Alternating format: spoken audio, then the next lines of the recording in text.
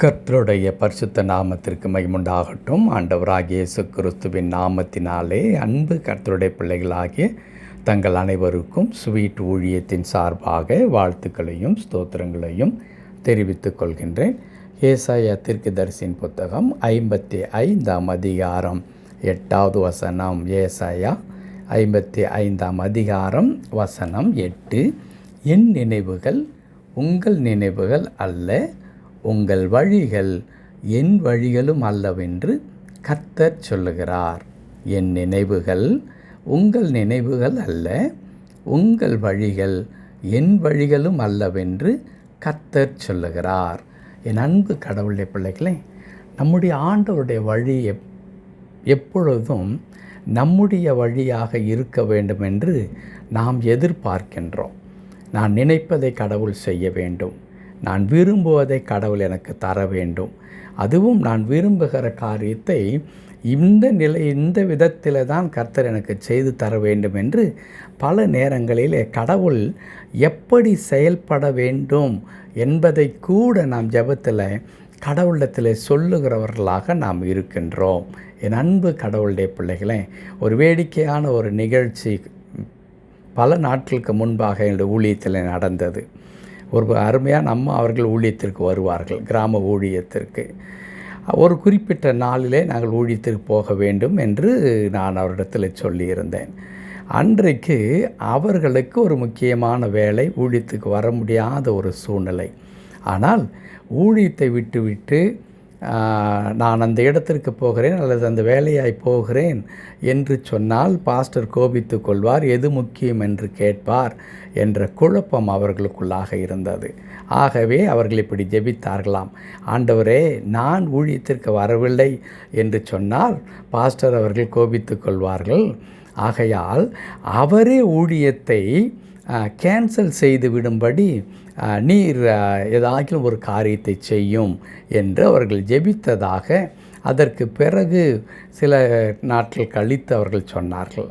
என் அன்பு கடவுளுடைய பிள்ளைகளே, இப்படித்தான் பல நேரத்தில் நாம் என்ன செய்கிறோம், கடவுள் நாம் விரும்புகிற காரியத்தை, நாம் நினைக்கிற காரியத்தை இப்படித்தான் செய்ய வேண்டும் என்று நாம் நினைக்கின்றோம். அது முற்றிலும் தவறான ஒன்றாக இருக்கிறது. கடவுளுடைய பிள்ளைகள் என்ன செய்ய வேண்டும் என்றால், தேவனுடைய திருக்கரத்திலே நம் வாழ்க்கையை அர்ப்பணித்து விட்டு, ஆண்டவரே, உம்முடைய பார்வைக்கு நலமானதை செய்யும் என்று சொல்லிவிட வேண்டும். வேதத்தில் நீங்கள் வாசித்தால் தெரியும், பல இடங்களில் பழைய ஏற்பாட்டு பரிசுத்தவான்கள், ஆண்டவரே, நீர் கர்த்தர், நீர் மாறாதவர், உம்முடைய பார்வைக்கு நலமானதை செய்யும் என்ற அழகான குட்டி ஜெபத்தை செய்திருக்கிறார்கள். அந்த ஜெபம் குட்டி ஜெபமாக இருந்தாலும் அது மிக வலிமை வாய்ந்த ஜெபம். ஏனென்றால், என்னுடைய விருப்பம் அல்ல ஆண்டவரே, உம்முடைய திருக்கரத்தில் நான் ஒப்பு கொடுத்து விடுகிறேன், உமக்கு எது பிரியமோ, உமக்கு எது சித்தமோ அதை என் வாழ்க்கையில் செய்யும் என்று ஜெபித்திருக்கிறார்கள். ஆம், அன்பு கடவுளுடைய பிள்ளைகளே, அதுதான் கடவுளுக்கு உகந்த ஜெபமாய் கூட இருக்க முடியும். அவ்விதமாகத்தான் இந்த வசனமும் நமக்கு சொல்லித் தருகிறது. ஆண்டவர் உங்கள் வழி என் வழியாக இருக்க வேண்டும் என்று நீங்கள் எதிர்பார்க்காதீர்கள், உங்கள் நினைவைப் போல தான் நான் யோசிக்க வேண்டும் என்று எதிர்பாராதிருங்கள். காரணம் என்னவென்றால், அதற்கு அடுத்த வசனத்தில் ஆண்டவரே அதற்கு விளக்கம் கொடுக்கின்றார். பூமியை பார்க்கிலும் வானம் எப்படி உயர்ந்திருக்கிறதோ அப்படியே உங்கள் வழியை பார்க்கிலும் என் வழிகளும், உங்கள் நினைவுகளை பார்க்கிலும் என் நினைவுகளும் உயர்ந்திருக்கிறது என்று சொல்லுகிறார். ஒருவேளை இந்த விளக்கத்தை கடவுள் கொடுக்காதிருந்தாரானால் நாம் என்ன நினைப்போம், கடவுள் எப்பொழுதுமே நாம் விரும்புகிறதை செய்கிற கடவுள் அல்ல என்று நினைப்போம். ஆனால் கடவுள் சொல்லுகிறார், இல்லை இல்லை, நீ விரும்புகிறதை நான் செய்கின்றேனா இல்லையா என்பதல்ல, நீ விரும்புவதை காட்டிலும் மேலான திட்டங்களை நான் உனக்கென்று நான் வைத்திருக்கின்றேன். நீ எதிர்பார்ப்பதை விட மிகவும் சிறப்பான காரியத்தை உனக்கென்று நான் ஆயத்தமாக்கி வைத்திருக்கிறேன் என்பதுதான் கடவுள் இந்த 2வது வசனத்தில் நமக்கு சொல்லித் தருகிறார். 2வது வசனம் என்பது இந்த 9வது வசனத்தை குறிக்கின்றது. இந்த 9வது வசனத்தில் உங்கள் நினைவை காட்டிலும் என் நினைவுகள் உயர்ந்தவைகள். அது எப்படி வானத்திற்கும் பூமி எவ்வளோ உயரமாக இருக்கிறதோ அந்த அளவிற்கு உன்னதமான உயரமான நோக்கத்தை, மேலான திட்டங்களை உங்களுக்கென்று நான் வைத்திருக்கிறேன். ஆகவே தான் நான் சொல்லுகிறேன், உங்கள் நினைவுகள் என் நினைவுகள் அல்ல, உங்கள் வழிகள் என் வழிகள் அல்ல என்று. அன்பு கடவுளுடைய பிள்ளைகளே, அப்படியானால் நாம் கடவுளிடத்தில் நாம் விரும்புவதின்படி ஆண்டவர் எனக்கு செய்ய வேண்டும் என்று நினைக்கப் போகிறோமா?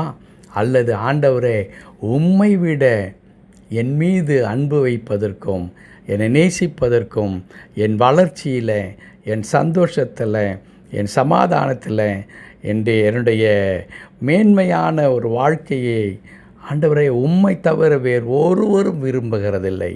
ஆகவே உம்முடைய கரத்தில் என் வாழ்க்கையை நான் அர்ப்பணிக்கிறேன், நீர் உம்முடைய பார்வைக்கு நலமானதை செய்யும் என்று சொல்லி அர்ப்பணிப்போம். அதுவே உகந்த அர்ப்பணிப்பாக கடவுளுடைய பார்வையில் இருக்கும். நாம் அப்படி அர்ப்பணிக்கும் பொழுது கடவுள் ஒரு நாளும் நம்மை கைவிட மாட்டார். ஜெபிக்கலாமா? கிருபை நிறைந்த நல்ல ஆண்டவரே, ஆம் கர்த்தாவே, எங்கள் வழிகள் வேண்டாம் ஆண்டவரே, எங்கள் நினைவுகள் வேண்டாம் ஆண்டவரே. அது ஒரு சிறு பிள்ளையின் கையளவு ஆண்டவரே எங்கள் வழியும் எங்களுடைய நினைவுகளும். ஆனால் நீரோ எங்கள் வாழ்க்கையில் மகிமையான காரியங்களை செய்கிற கடவுள். ஆகையினால் நம்முடைய திருக்கரத்தில் எங்கள் ஒவ்வொரு தாழ்த்தி அர்ப்பணிக்கிறோம். எங்கள் வாழ்க்கையில் நீர் வைத்திருக்கிற திட்டத்தை நிறைவேற்றும். அதுவே எங்களுக்கு மேன்மையானதும் சிறப்பானதுமாக இருக்கும். தாழ்த்தி அர்ப்பணிக்கிறோம், பொறுப்படுத்திக் கொள்ளும் மீட்பர் நாமத்தில் பிதாவே. ஆமென், ஆமென்.